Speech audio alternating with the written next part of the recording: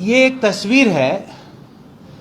इस तस्वीर में लिखा हुआ है, महिला का नाम सीमा पात्रा, और ये महिला स्टेट कन्वीनर बेटी बचाओ बेटी पढ़ाओ, मतलब महिलाओं का उत्थान की फ्लैगशिप स्कीम है गवर्नमेंट ऑफ इंडिया की, उसकी प्रदेश की संयोजक है।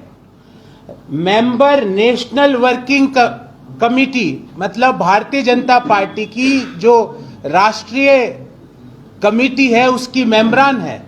और इस तस्वीर में माननीय मोदी जी, अमित शाह जी भी बैठे हैं, और माननीय इनकी महिला भारतीय जनता पार्टी की अध्यक्षा भी बैठी है, और सीमा पात्रा जी बिल्कुल मोदी जी के पीछे खड़ी हुई है। इस तस्वीर में आप देखिए। अब इन्होंने क्या किया, जो किया वो तो आपको पता है, पर मैं ये पूछना चाहता हूं, और यहां रांची आने का मेरा मकसद ये था कि क्या भारतीय जनता पार्टी का सिर्फ एक ही एजेंडा है कि कैसे आदिवासियों को अपमानित किया जाए? सिर्फ एक सिंगल पॉइंट एजेंडा लेके चल रहे हैं। जो प्रधानमंत्री जी अमेज़न के जंगलों में आग लग जाती है उस पर ट्वीट कर देते हैं। जो महिला और बाल विकास मंत्री जो कनाडा में अगर बर्फबारी हो जाती है तो उस पर ट्वीट कर देती है स्मृति ईरानी जी। पर एक आदिवासी महिला के साथ किस तरह अत्याचार किया गया, मैं आपको बताना चाहता हूं। सुनीता दीदी को बंधक बनाया गया। किसने बनाया?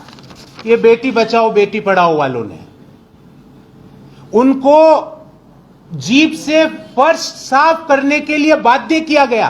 किसने किया? जिनकी तस्वीर मोदी जी के बिल्कुल पीछे है। मोदी जी ने उनको क्या दिव्य ज्ञान दिया बेटी बचाओ बेटी पढ़ाओ का? उनको गरम तवे से उनके शरीर पे दाग दिए गए। उनके और तो और उनको मूत्र पिलाने का दुष्कर्म गंदा काम किया गया इस महिला द्वारा, जो कि झारखंड प्रदेश की बेटी बचाओ बेटी पढ़ाओ की संयोजक है, कोऑर्डिनेटर है। प्रधानमंत्री जी, इतनी सन्नाटा क्यों है? इतनी चुप्पी क्यों है?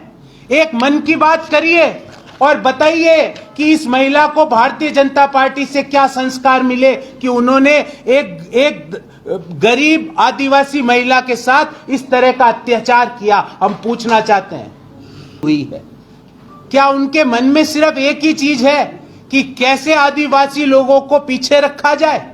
मैं पूछना चाहता हूं, क्यों हेमंत सोरेन जी के कार्यकाल को पूरा नहीं होने देना चाह रही है भारतीय जनता पार्टी की सरकार?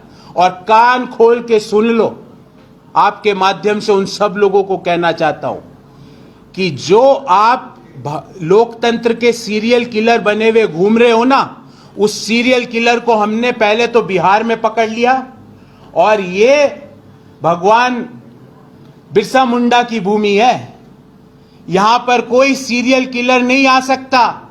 यहां पर इस लोकतंत्र को हाईजैक करने का, किडनैप करने का कोई भी प्रयास करेगा, वो सहन झारखंड के लोग नहीं करेंगे। जो 3.5 करोड़ झारखंड वासियों के मतदान का, जो 3.5 करोड़ झारखंड वासियों के मैंडेट का कोई अगर अपमान करना चाहता है तो झारखंड के लोग ये नहीं होने देंगे। है ये इस सरकार के जो बांध है उनको चूहे नहीं काटते हैं। इस सरकार के अंदर सिंगल पॉइंट एजेंडा है कि किस तरह महिलाओं का, दलितों का, शोषितों का, आदिवासियों का जन कल्याण किया जाए। तो जो 2 मुद्दे थे, उसमें पहला मुद्दा यह था कि भारतीय जनता पार्टी का डीएनए सिर्फ आदिवासियों का अपमान करना है, और दूसरा मुद्दा जो मैंने उठाया वो ये है कि जो लोकतंत्र की सीरियल किलर सरकार भारतीय जनता पार्टी है, वो बिहार में अपनी मुक्की खा के आए हैं, और झारखंड वासी, 3.5 करोड़ झारखंड वासी ऐसा नहीं होने देंगे। सबसे बड़ी फ्लैगशिप स्कीम महिलाओं के ऊपर केंद्रित इस सरकार की नहीं है। ये बात से आप सहमत हैं कि नहीं?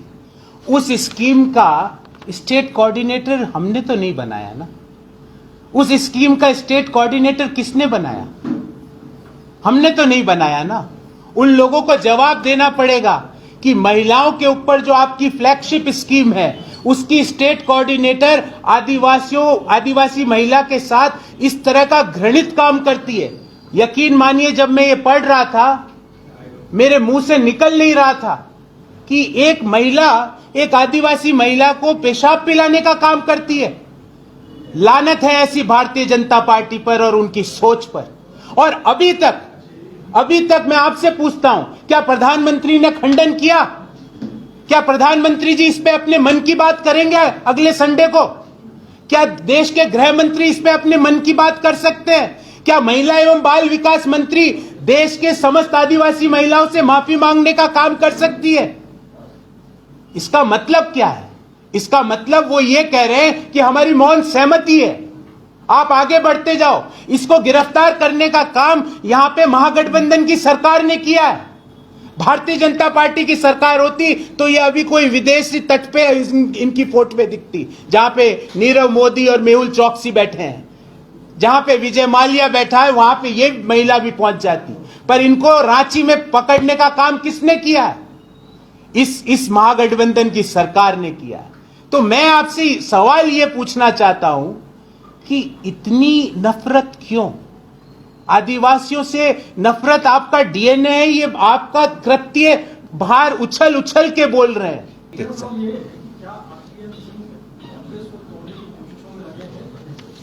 देखिए, वो क्या कर रहे हैं क्या नहीं कर रहे हैं मुझे नहीं पता, पर मैं आपको ये बताता हूं कि 50 विधायक इस सरकार के साथ आज भी खड़े हैं, कल भी खड़े रहेंगे और 2.5 साल पहले भी खड़े हुए थे।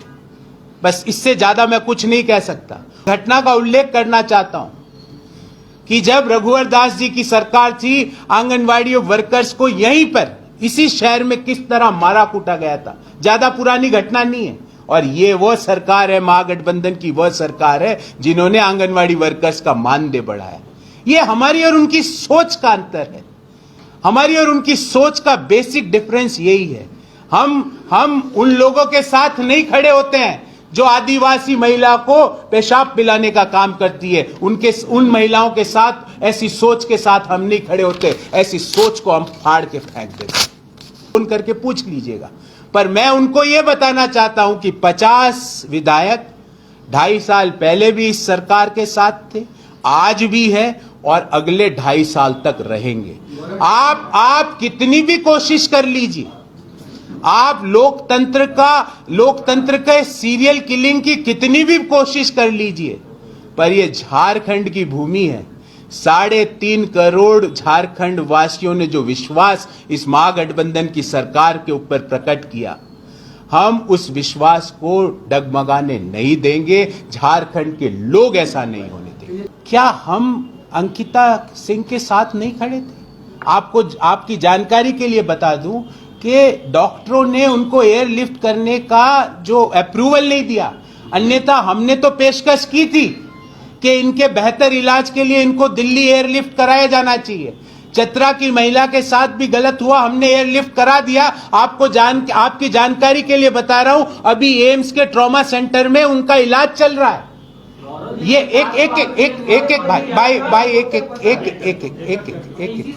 एक मैं भाई से बात, फिर आपका सवाल लूंगा।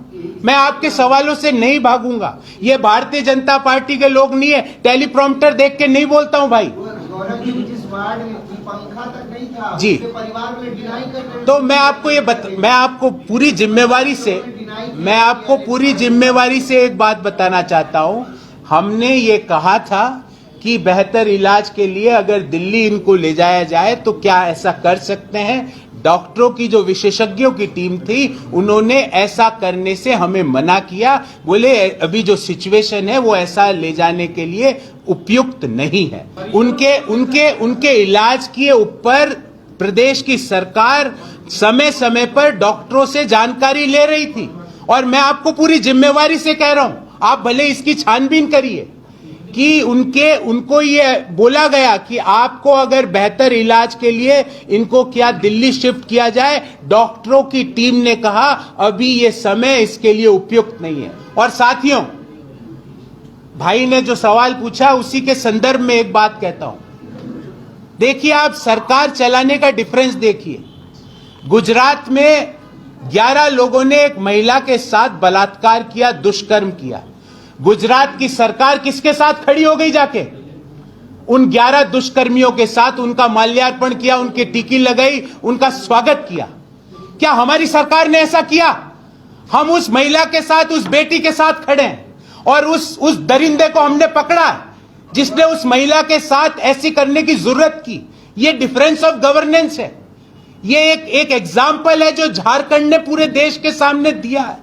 एक एग्जाम्पल है कि अगर बेटी के साथ कुछ गलत हुआ तो एयरलिफ्ट करके इमीडिएटली एम्स के ट्रॉमा सेंटर में शिफ्ट किया गया। ये डिफरेंस है सोच का, ये डिफरेंस है हमारी गवर्नेंस का, ये डिफरेंस है कि हम लोगों के प्रति कितने इमोशनल और सेंसिटिव हैं।